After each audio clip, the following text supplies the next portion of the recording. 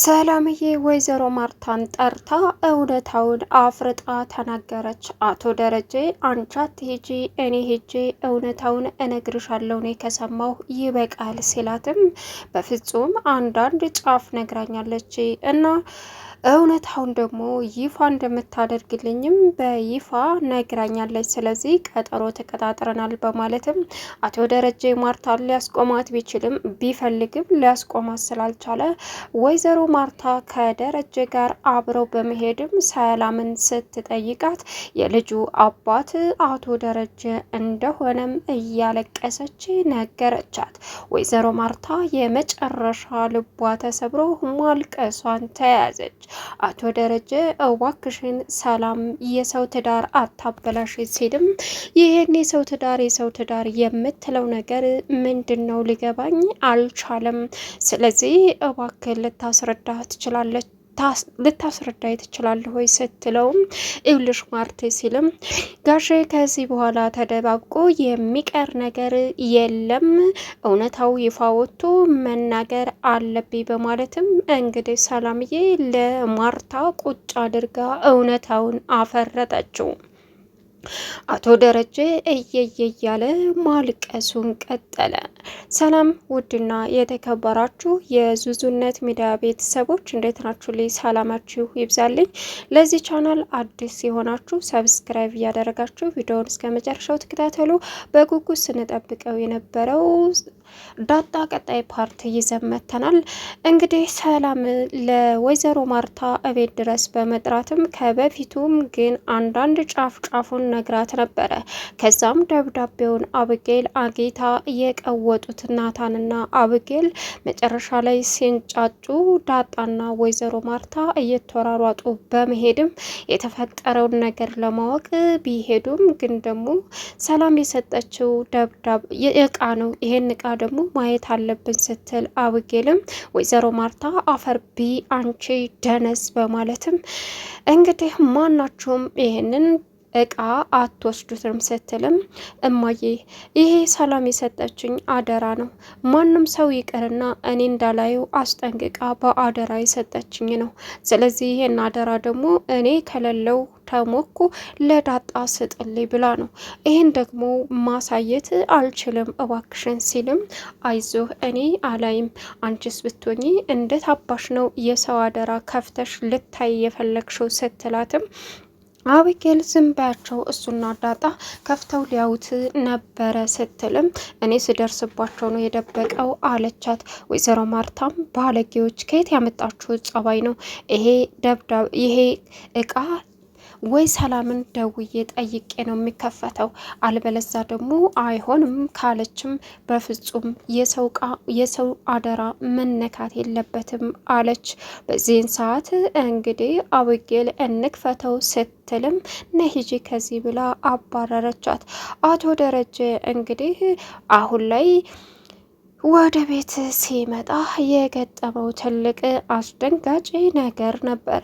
እሱም ወይዘሮ ማርታ ይህ ነገር ምንድን ነው እያለች እየተጠራጠረች ደብዳቤውን ከፍታ ለማየት እየታገለች ባለችበት ሰዓት ወይ ደሬ አባትሽ ይምጣ በማለትም መጠበቅ ጀመረች። ከውሃ ጋር እየተቀላለዱ ልክፈተው እስኪ እንደዚህ ያራኮተ ሚስጥር ምንድን ነው ስትልም እማዬ ከከፈትሽውማ ሚስጥሩ ብትን ብሎ ይሄዳል እያለች ውሃ አሳቀቻት። ነገር ግን ወይዘሮ ማርታ እንደዛ እያለች እየተሳሳቁ ደረጀ ሲመጣም ሲጫወቱ አየና ውሃ ጋር አጫውቶ ውሃም ወጣች። በዚህን ሰዓት ደሬ ወቅቱ ባይሆንም ስጠብቅህ ነበረ ስትለው ምንድን ነው ሲላትም ይህንን ደብዳቤ እቃ ሰላም ናታን አደራ ሰጥታው ነበር ስትል የምን አደራ ስለምንድን ነው እያለ መርበትበት ጀመረ። በዚህን ሰዓት ምንድን ነው ተረጋጋ እንጂ ደሬ፣ አንቺስ ብትሆኚ ብዙ ነገር ተምረሽ እንዳልተማረ ትሆኛለሽ እንዴ? የሰው እቃ ለምን ያሽው ለምን ተቀበልሽ ሲልም ይኸውልህ ለናታን ነበር የሰጠችው ሰላም አደራ ብላ ለዳጣ ስጥልኝ ብላ ከዛም በኋላ እኔ ከሌለው የሆነ ነገር ከሆንኩ ብላ አደራ ብላ ሰጥተዋለች።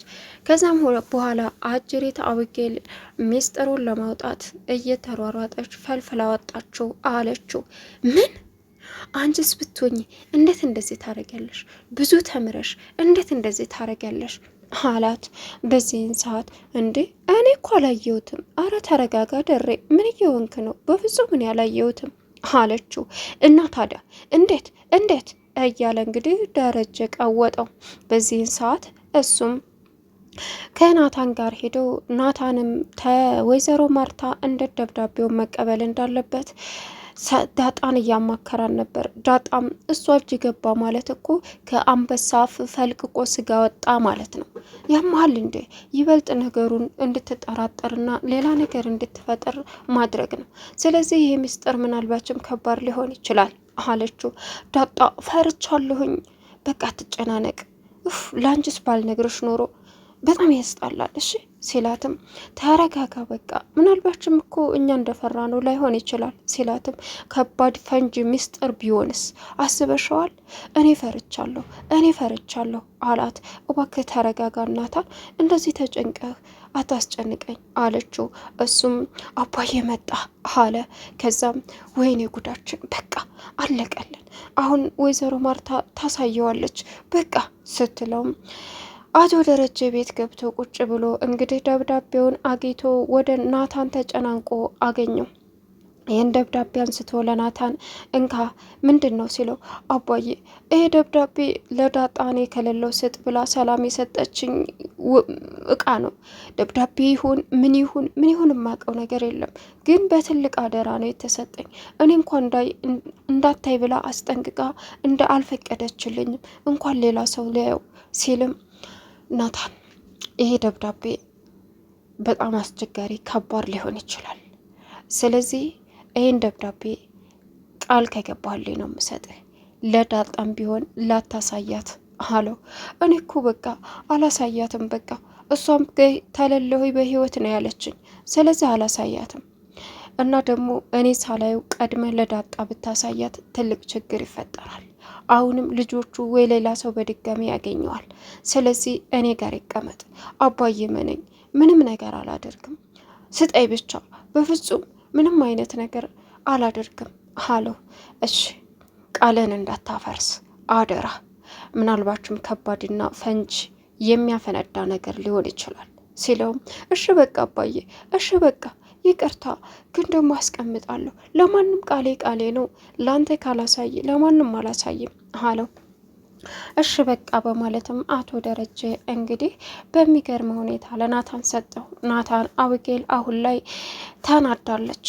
ሌላው አሁን በሚሳዝነው ነገር ወይዘሮ ማርታ ከሰላም ጋር ሄዳ ሀምዴ ገልፈቻ የሚለውን ልታዘጋጅላት ገንፎ በልቼ ነው የመጣሁት አለችው። እንደዛ ነው። በዛ ላይ ደግሞ የልጁን አባት እኮ ዝም ብላን ቀረች አለችው ደረጀ። ማርቲ ይቅርብን በቃ አንቺም እኔም ይቅርብን፣ እና ምን አገባን አላት። እንዴት? ለነገሩ ሰላምዬ እኮ ምጽ ስያዘው ነግራችኋለሁ ብላለች በቃ አለችው። እንደ ማርታ በቃ ይቅርብን አለ። ቆይ አንተ ሰውዬ ምን ሆነሃል? ከዚህ ቀደም ስሜ ጠቁሮ ቀረ እናውጣው ይፋ ትናገር እያልክ አልነበር እንደስ ጭቅጭቅ የነበረው? ምን ሆነሃል? ምንድን ነው የተፈጠረው አለችው ማርታ። ማርትዬ ይቅርብን በቃ ይቅርብን፣ የልጁ አባት እንዴ ለነገሩ ጫፍጫፉን ነግራኛለች። ቀጣይ ደግሞ አንቺን ብቻ ቁጭ አድርጌ ነው የምነግርሽ ለብቻሽ ብላኛለች አለችው። ምን አለ? ምን ነው? እረ ተረጋግ። ይህች ሴትዮ ጤነኛ አይደለችም እንዴ? ዝም ብሎ እየተነገረ የሰው ትዳር ማባከን አለ እንዴ? ማፍረስ አለ እንዴ አላት። ደሬ ስለምን ትዳር ነው የምታወራው? ምንድን ነው አልገባኝም። በቃ እንዴ ስለምን ትዳር ነው? የማን ነው ትዳር የሚፈርሰው? በምን ምክንያት ነው አለችው። አይ ሰላም ማለት ላንቺ እንዴት ተለይታ ልነግርሽ ትችላለች ብዬ ነው። ደግሞስ ምን አስባ ነው አንቺን ብቻ ለይታ የምትነግርሽ? ማወቅ ያለብን ሁላችንም አይደል እንዴ ሲላት፣ ስታስበ ህፃን ልጅ ነው እንደሚመስልህ? የሆነ ነገርም አለ አለችው። እውነታውን ግን እንደማደብቀኝ ወደፊት ይፋ አድርጋ እንደምነግረኝ ነግራኛለች ስትለውም፣ ማርቲ እባክሽ ይቅርብሽ፣ እባክሽን ህይወታችንን የሚበጠብጥ ነገር መስማት የለብንም። በቃ አልገባኝም። ስለምን ህይወት ነው የምታወራው? የማ ህይወት ነው የሚበጠበጠው አለችው። ማርቴ አይ ማለት በቃ የእሷን ነገር ስለ እሷ ልጅ እያሳደድን የራሳችንን ህይወት መርሳት የለብንም ነው ያልኩት አላት። ደሬ ብትረጋጋና የተፈጠረውን ነገር ብትነግረኝ ጥሩ ነው። እንደዚህ በእንደዚህ ሁኔታ እኔ አላቅም ምን እንደሚፈጠር ወደፊት አለችው። ምንም ነገር የለም አለ። እንግዲህ አሁን ላይ አዲሷን ሰራተኛን አቶ ደረጀ ውጭ ይዞ ሄዶ ልብሷን ገዛዝቶ ቅያሬ ልብስ ይዞላት መጣ። እሷም በጣም ጥሩ ሰዎች ናቸው እያለች እንግሊዘኛ ስታወራውም እሱም እንግሊዘኛሽ ገዳይ ነው እያለ ወደ ቤት ይዟት መጣ። ቤት ውስጥ ከገባች በኋላ አዲሷ ሰራተኛ እንግዲህ ናታን ሲመጥ አበጌል እግሬን እጠቢኝ አለቻት። ምን? አዎ እግሬን እጠቢ። አንቺን ነው? አዎ። ለምን አታጥቢኝ? ኧረ አጥብሻለሁ ችግር የለውም ውሃ እኔንም እጠቢኝ አለቻት። ደግሞ አንቺ ምን አባሽ ሆነሻል አለች አቢጌል። እንዴ አንቺስ ምን ሆነሻል ስትላትም እንዴ አንቺ ገድዬሽ በእጄ ነው በቃ ሰበብ የምትሆኝብኝ ስትላት፣ ኧረ እባክሽ ልትገልኝ ነው እንዴ አለች። ከዛም ውሃ እኮ አንቺ ሉል ነሽ ማለት ጨረቃ ማለት ነው። ከዛም ይገርማል እስኪ ተነሱና ተጠፋጠፉ ተደባደቡ፣ ውሃ ተነሽ ደብድቢያት አለቻት። እኔ ማንንም አልደባደብም እሺ አለች። ከዛም እሺ አሁን የምር እግርሽን ልጠብሽ? እጠቢ ብልሽ የምር አታጥብኝ? ኧረ አጥብሻለሁ ምን ገዶኝ አለቻት። በእጅ ወደ ስራሽ እና አባዬ እንዳያዩሽ አለች። እንግዲህ ክችናታን ገብቶ በእንግሊዘኛ አወራችሁ፣ ሳቀባት። ከዛም አበጌል ሚስትህ ናት? ምን? ኧረ እኔ ሚስት የሚባል ነገር የለኝም አላት። ዳጣ መጣች። አቤት ወንዶች አቤት ወንዶች ሚስት የለኝም ስትል ነው የሰማሁ አለችው። ከዛም ዝም በይው ይሄ ናታን እያስረገዘ 10 ሴት ጥሎ ጠፍቷል። አሁን አንቺ 11ኛ መሆን ትፈልጋለሽ አለቻት። ኧረ እኔ አልፈልግም አለች። ከዛም ሲሳሳቁ አንቺ እኮ በቃ ጥሩ ልጅ ነሽ አንቺ ደስ ትኛለሽ አለቻት ዳጣንን። አመሰግናለሁ በማለት እየተሯሯጡ ሄዱ። ደረጀና ማርታ ትልቁን ጦርነት ከፈቱት። ምን ማድረግ እንዳለባት አሁን ላይ ወይዘሮ ማርታ ጠንቅቃም ስለምታውቅ ከሰላም ጋር ሄዳ እውነታውን እንድትነግራት ማድረግ ያለባትን ነገርም አደረገች። ለቻናሉ አዲስ የሆናችሁ ሰብስክራይብ ያደርጋችሁ። መልካም ቆይታ